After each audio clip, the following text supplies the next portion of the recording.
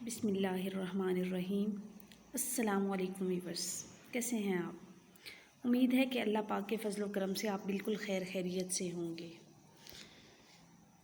Viewers, आज हम बात करने वाले हैं पास्ट कंटिन्यूअस टेंस की। जैसा कि हमने इससे पिछली वीडियो जो थी उसमें हमने बात की पास्ट इंडेफिनिट की, माजी की। ठीक है, बात अभी भी माजी की ही चल रही है, बात अभी भी गुज़रे हुए ज़माने की ही चल रही है, लेकिन अब कौन सा टेंस आ रहा है? कॉन्टिन्यूस। जैसा कि वर्ड से ही आपको पता चल रहा होगा, कंटिन्यू का मतलब ये होता है कि जारी होना, कुछ कर रहे होना। ठीक है, तो कंटिन्यूस का मतलब ये है कि अभी काम मुकम्मल नहीं हुआ, जारी है, लेकिन काम हो कब रहा है? पास्ट में हो रहा है, पास्ट में ही जारी है। ठीक है, तो हम बात कर रहे हैं पास्ट कंटिन्यूअस की। सबसे पहले हम ये देखते हैं कि हमें कैसे पता चलेगा कि हमारा जो टेंस है, अगर हम एक उर्दू का पैराग्राफ देखते हैं, हम उर्दू की एक ट्रांसलेशन देखते हैं, पैसेज देखते हैं, तो हमें कैसे पता चलेगा कि हमारा ये जो सेंटेंस है, ये जो उर्दू का जुमला है, ये पास्ट कंटिन्यूअस का है। क्योंकि हमें जब तक ये नहीं पता होगा कि हमारा उर्दू का जुमला कौन सा है, तो हम उसे इंग्लिश में कैसे ट्रांसलेट करेंगे, उसे हम इंग्लिश में कैसे कन्वर्ट करेंगे। तो सबसे पहले हमें उर्दू में देखना है कि हमारा कॉन्टिन्यूअस का जुमला हमें कैसे पता चलेगा कि ये कॉन्टिन्यूअस का है। तो उसके लिए हम क्या देखेंगे? अपने जुमले का सबसे आखिरी वाला हिस्सा, सबसे आखिरी वाला पोर्शन। उसके लिए हम सबसे आखिरी वाला हिस्सा देखेंगे, जहाँ पर हमारा जो जुमला है, हमारा जो सेंटेंस है, वो ख़त्म हो रहा होता है, वो वाला। अब फुल स्टॉप, लाइक एज ये हमारे पास फुल स्टॉप है। ठीक है, आप देख सकते हैं उर्दू में हमारा फुल स्टॉप जो है वो सीधी लाइन की तरह होता है। ठीक है, जबकि इंग्लिश में हमारा फुल स्टॉप एक डॉट पे मुश्तमिल होता है, इस तरह। यहाँ से हमारे राइट हैंड वाली साइड से जो हमारी इबारत शुरू हो रही है, वो यहाँ पे आकर ख़त्म हुई। जैसे ही ख़त्म हुई, हमने फुल स्टॉप लगा दिया। अब यहाँ पे फुल स्टॉप से पहले वाला हमने वर्ड देखना है कि वहाँ पे क्या लिखा हुआ है। अगर तो वहाँ पे आ जाता है था, तो ये होगा माजी का। लेकिन इसी था या थी या थे के साथ रहा भी आ रहा है, तो मतलब ये कि ये अभी कंटिन्यू है काम, ये अभी मुकम्मल नहीं हुआ, ये अभी जारी है। तो उसे हम क्या कहेंगे? Past continuous tense. जी बस, तो हम बात कर रहे थे पास्ट कंटिन्यूअस की। मतलब आपने पूरी एक लाइन चेक की।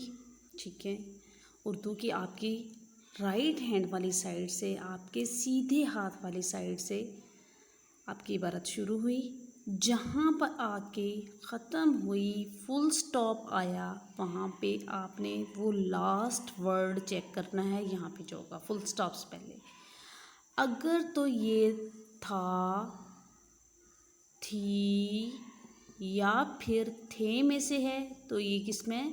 पास्ट का है। अगर था, थी या थे है, तो ये पास्ट का टेंस है। लेकिन इसी से बिल्कुल पहले रहा आ जाए, रही आ जाए, या फिर रहे आ जाए, तो ये कौन सा होगा? पास्ट कंटिन्यूअस बन जाएगा।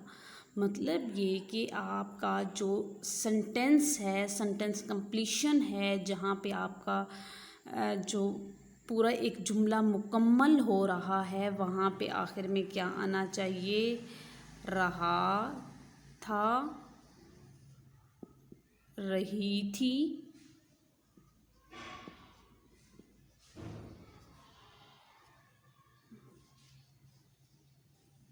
या फिर रहे थे।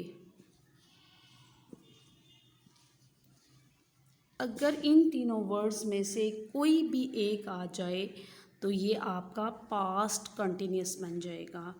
ये आपका सेंटेंस कौन सा होगा? पास्ट कॉन्टिन्यूस का।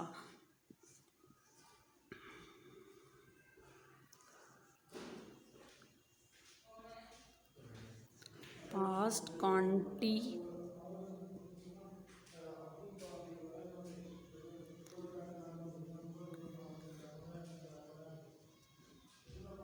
कॉन्टिन्यूस।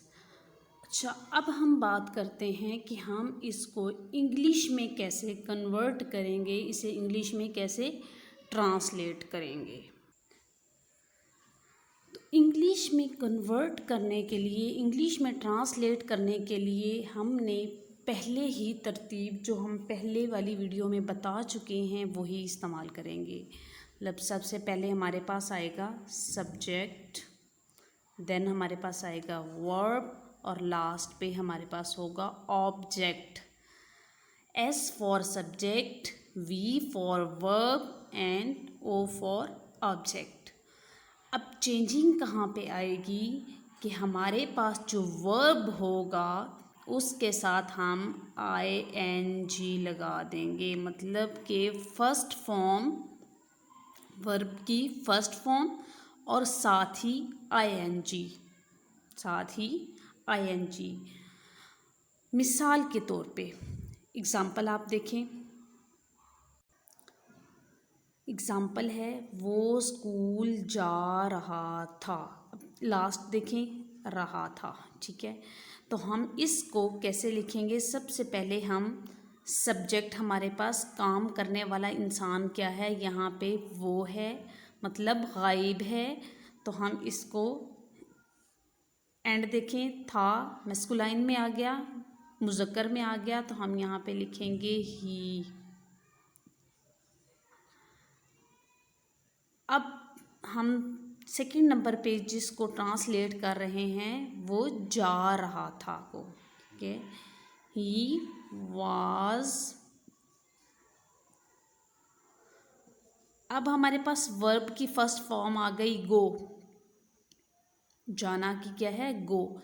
इसी के साथ हमने ING लगा दिया, क्या बन गया हमारे पास? गोइंग।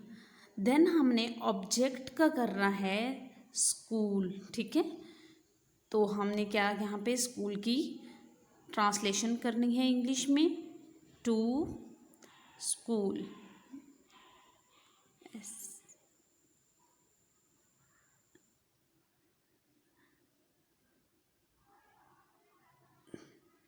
यहाँ पे जगह बहुत कम थी, सॉरी, मैंने साथ साथ लिखा।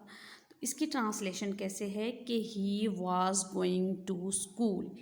वो वाज किसके लिए है? था के लिए, ठीक है। गोइंग जाना, गो का मतलब होता है जाना, ये वर्ब की फर्स्ट फॉर्म है। इसी के साथ हमने ING लगा दिया तो ये रहा के लिए, कॉन्टिन्यूस के लिए बन गया। He was going to school. अब इसमें ट्रिक क्या है? ट्रिक ये है कि जब भी आपके पास पास्ट कॉन्टिन्यूस का कोई भी सेंटेंस आता है, कोई भी जुमला आता है, तो क्या करना है? वर्ब की फर्स्ट फॉर्म के साथ हमेशा ING लगाना है। वर्ब की फर्स्ट फॉर्म के साथ हमेशा ING का इजाफा करना है।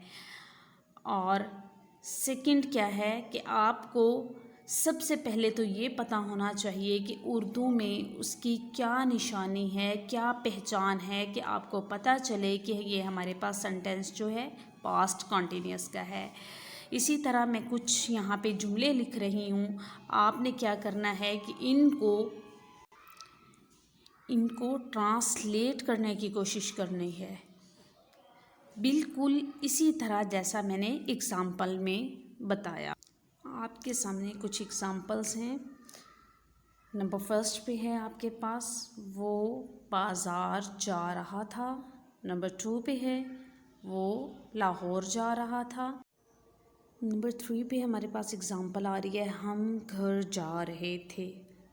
अब ये चेंज होगा, क्यों चेंज होगा? क्योंकि ये जमा में आ गया है, ज़्यादा लोग आ गए हैं, थे आ गया है, इसलिए।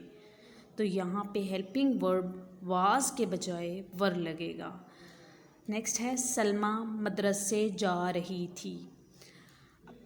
इसको आपने इंग्लिश में ट्रांसलेट करना है और साथ ही होम टास्क क्या है, आपका ख़ुद का करने का काम क्या है कि आपने कोई भी बुक उठानी है, उसमें से एक पैराग्राफ देखना है, एक पैसेज देखना है और उस पैसेज में से देखना है कि पास्ट कंटिन्यूस के सेंटेंसेस कौन से हैं और उनको इंग्लिश में ट्रांसलेट करने की कोशिश करनी है। उम्मीद है कि ये वीडियो आपके लिए हेल्पफुल होगी। इसी के साथ ही मुझे दीजिए इजाज़त। अल्लाह निगहबान।